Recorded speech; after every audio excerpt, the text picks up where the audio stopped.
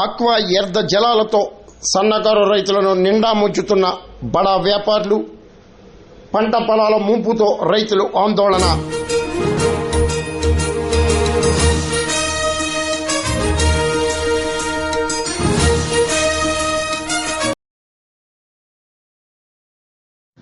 రైతుల ముసుగుల్లో బడా వ్యాపారులు సాగిస్తున్న ఆక్వాకల్చర్ కాస్త చిన్నకారు రైతుల పాలిట శాపంగా మారింది.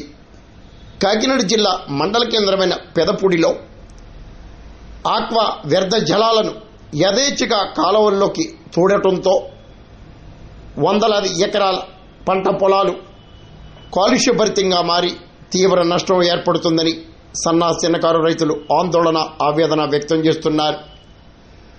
ఆక్వా నిబంధనలకు విరుద్ధంగా ఈ వ్యవహారాలు సాగటం విశేషం.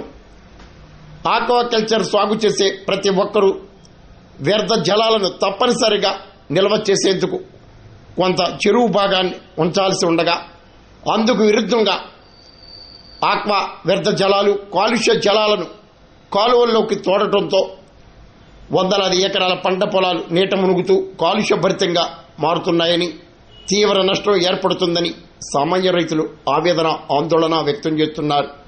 ఇదే పరిస్థితిపై అనపర్తి ఎమ్మెల్యే రామకృష్ణారెడ్డి కూడా స్థానిక రైతులు ఫిర్యాదు చేయటం విశేషం.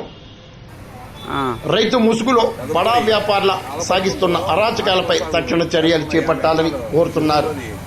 ఉప్పు నీరు బయటికి తోడుతున్నారు, అది పంట పొలాల మీదకి వస్తుంది. దానివల్ల విపరీతమైన నష్టం జరుగుద్ది. ఈవేళ 1121 MTU, అలాగే RP 226 ఒడి విత్తనాలు ఈనిక దశలో ఉన్నాయి.